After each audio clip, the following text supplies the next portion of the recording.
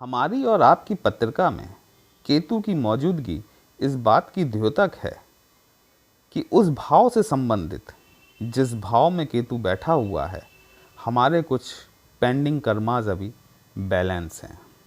इसीलिए हमें ये जन्म मिला हुआ है ताकि हम उन पेंडिंग कर्माज को खत्म कर सकें, अपने ऋणों से मुक्ति पा सकें। आपके नेटल चार्ट में जिस भाव में भी केतु बैठा है, उस भाव के कर्माज अभी आपके पेंडिंग हैं। हम आज बात कर रहे हैं मेष राशि के लिए होने वाले केतु के नक्षत्र परिवर्तन की। नमस्कार दोस्तों, कैसे हैं आप सभी। मैं आपका ज्योतिष मित्र श्लोक वर्मा आपके अपने चैनल श्री हनुमंत कृपा में आपका हार्दिक स्वागत करता हूं, अभिनंदन करता हूं। अपने बड़े भैया श्री हनुमान जी से निवेदन करता हूं कि वे अपने हनुमत कृपा परिवार के सभी सदस्यों को, नए जुड़ने वाले सभी सदस्यों को सुख समृद्धि प्रदान करें, उन्हें उनके कार्यों में आशातीत सफलता प्रदान करें। दोस्तों, हम आज बात कर रहे हैं आपके केतु के नक्षत्र के परिवर्तन के संदर्भ में। देखिए, केतु 30 अक्टूबर 2023 को आपकी पत्रिका में गोचर के हिसाब से 6वें भाव में मौजूद हैं। केतु और राहु, इन दोनों का गोचर जो होता है ये 18 माह तक का होता है। शनि के पश्चात सबसे लंबे चलने वाले एक भाव में यदि कोई प्लैनेट हैं तो वो आपके राहु और केतु ही हैं, क्योंकि ये 18 माह तक यहाँ पर गोचर करते हैं। तो जब केतु महाराज आपके 6वें भाव में आकर बैठे तो ये यहाँ पर चंद्रमा के अभी हस्त नक्षत्र में चल रहे थे, लेकिन 10 नवंबर 2024 को केतु अपने नक्षत्र में परिवर्तन करने वाले हैं और ये चंद्रमा के नक्षत्र से निकलकर उत्तरा फाल्गुनी नक्षत्र में जाएंगे। उत्तरा फाल्गुनी नक्षत्र में 4 चरण होते हैं, हर नक्षत्र के 4 चरण होते हैं। पहला चरण जो है इसका, वो सिंह राशि के अंतर्गत आता है और बाकी के तीनों चरण कन्या राशि के अंतर्गत आते हैं। इस नक्षत्र का स्वामी जो है वो सूर्य होता है। जैसे कि हस्त नक्षत्र का स्वामी चंद्रमा है, ठीक उसी प्रकार से इस नक्षत्र का भी स्वामी आपका सूर्य हुआ। तो अब चंद्रमा से निकलकर सूर्य के नक्षत्र में आएंगे, लेकिन राहु और केतु आप जानते हैं दोनों ही वक्री गति से चलते हैं, तो ये प्रथम चरण से प्रवेश न करते हुए चौथे चरण से प्रवेश करेंगे। चौथा चरण जो होता है, चौथा, तीसरा और दूसरा, मतलब जो आखिर के तीनों चरण हैं, इसके स्वामी गुरुदेव होते हैं, अर्थात जुपिटर, बृहस्पति। वर्तमान परिस्थितियों में देखा जाए तो केतु आपकी पत्रिका में 6वें भाव में बैठे हुए हैं। 6वें भाव में वैसे तो राहु और केतु को कोई भाव नहीं दिया गया है, इन्हें छाया ग्रह कहा जाता है, लेकिन हमारे विभिन्न ज्योतिषाचार्यों ने केतु को 6वें भाव में बुध के साथ स्थापित किया है। और बुध और केतु दोनों की ही आपस में मित्रता नहीं है। केतु यहाँ पर बली होते हैं, साथ ही बुध भी यहाँ पर बली होते हैं। तो ये भाव एक ऐसा भाव है जहाँ पर कि दोनों एक दूसरे के विरोधी प्लैनेट हैं और दोनों कभी ना कभी आकर बैठते ही रहते हैं। वर्तमान परिस्थितियों में यहाँ पर केतु बैठे हुए हैं। केतु सीधे सप्तम दृष्टि से आपके 12वें भाव को देखते हैं। देखिए, केतु को मोक्ष का भी कारक कहा जाता है। आपकी पत्रिका का 12वां भाव, जहाँ पर कि वर्तमान में राहु विद्यमान है, वो आपकी पत्रिका का मोक्ष का भाव है। केतु जिस भी भाव में जाते हैं वहाँ की चीज़ों से आपको डिटैच करने का कार्य करते हैं।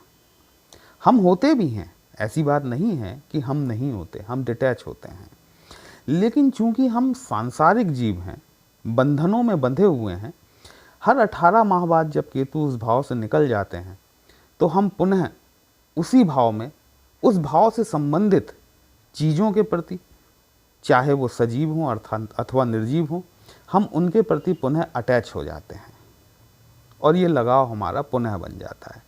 केतु 18 साल बाद फिर लौटते हैं, फिर कहते हैं कि देख, मैं तुझे बता कर गया था कि इस भाव की ये चीज़ें जो हैं ये सब किसी काम की नहीं, लेकिन तू फिर इसमें आ गया। चल, मैं तुझे फिर अनुभव कराता हूँ कि इस भाव से संबंधित जो सजीव या निर्जीव चीज़ें हैं उसका तेरी ज़िंदगी में क्या महत्व है। केतु आपके छठवें भाव में बैठे हुए हैं। आप जानते हैं कि जो छठवां भाव है वो आपके रोग, ऋण और शत्रुओं से संबंधित होता है। यही भाव आपके सेवा भाव से भी संबंधित होता है। यही भाव आपके ननिहाल पक्ष को भी रिप्रेजेंट करता है। केतु स्वयं यदि देखा जाए ना तो आपके मैटरनल ग्रैंडफादर हैं, मतलब आपके नाना। आपकी नाना की लाइफ का जो जीवन उन्होंने जिया है उसका आपके ऊपर बहुत ज़्यादा प्रभाव रहेगा, ताउम्र रहेगा। यदि आपके परमानेंट नेटल चार्ट में केतु छठवें भाव में बैठा हुआ है तो, अलग किसी भाव में बैठा हुआ है तो परिणाम अलग होगा, लेकिन आपके परमानेंट चार्ट में भी, आपके नेटल चार्ट में यदि केतु छठवें भाव में बैठा हुआ है तो आपके ऊपर आपके नाना की ज़िंदगी का प्रभाव बहुत ज़्यादा रहेगा। आपके ननिहाल का प्रभाव आपके ऊपर बहुत ज़्यादा रहेगा। यदि ऐसा है तो कमेंट बॉक्स में ज़रूर बताइएगा। जय श्री राम लिखेंगे तो आपको भी अच्छा लगेगा, हमें भी अच्छा लगेगा आपके लिए इस तरह के विश्लेषण लेकर आने के लिए। छठवें भाव में बैठा हुआ केतु, देखिए यहाँ पर रोग भी है, ऋण भी है, शत्रु भी है। शत्रुओं से सिर्फ तात्पर्य यहाँ पर आपके सांसारिक शत्रुओं से ही नहीं है। देखिए हमारे लोभ, क्रोध, मद, काम, मोह, ये सारे भी हमारे जो है ना, ये षड रिपुओं के अंतर्गत आते हैं। हमारी आपकी जो व्यक्तिगत शत्रुता है वो शत्रुता तो सांसारिक है।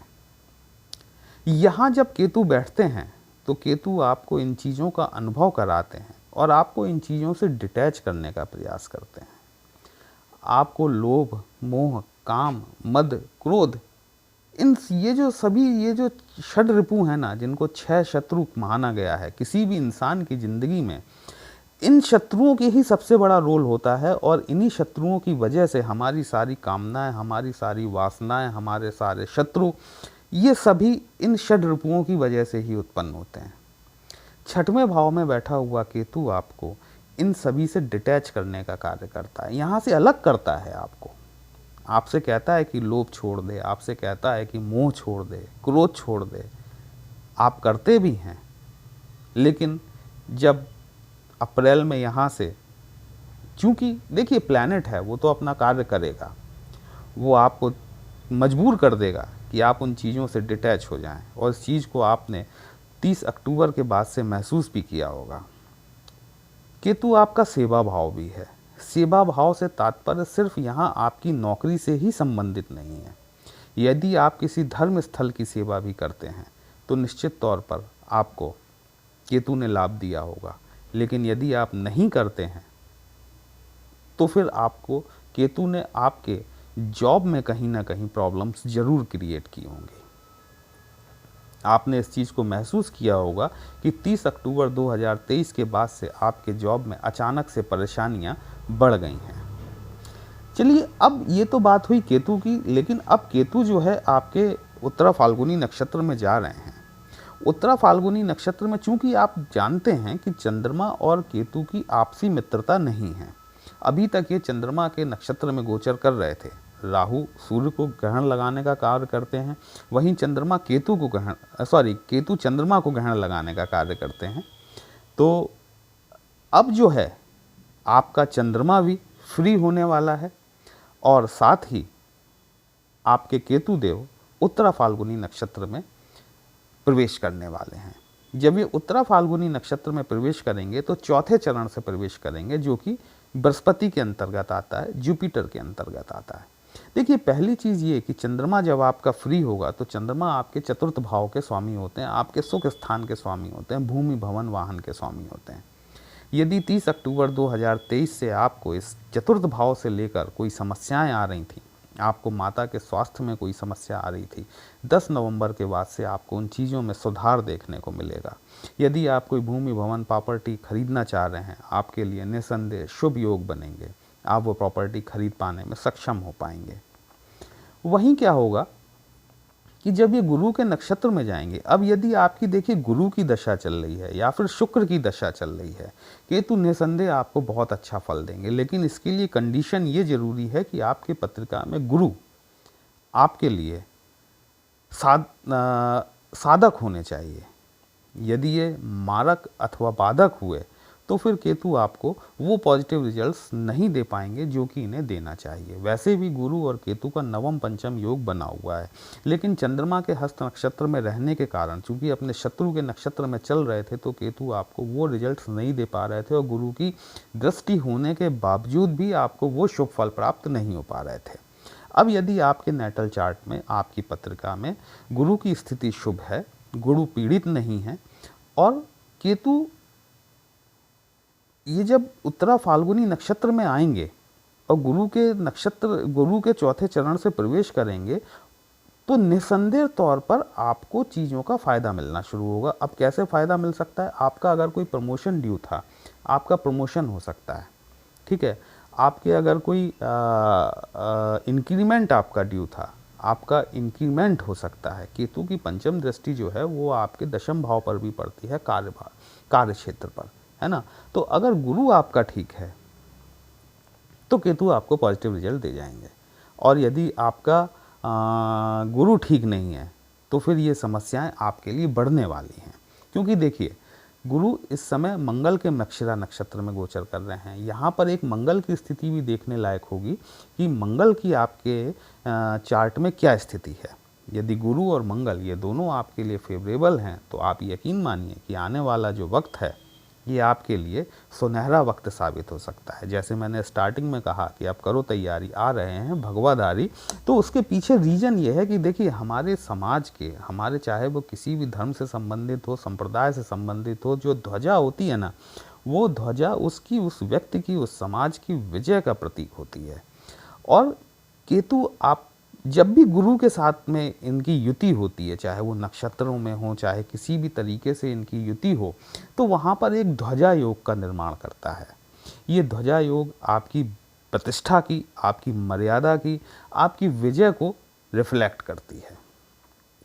आपने देखा होगा कि कोई भी जब समाज का कोई प्रमुख आदमी आगे चलता है तो उसके साथ में एक ध्वजा भी चलती है। कोई संत आपने देखे होंगे, आपने अखाड़े देखे होंगे कुंभ के मेले में, जब वो चलते हैं तो उनके सामने एक व्यक्ति चलता है जो कि उस अखाड़े की ध्वजा उठाकर चलता है।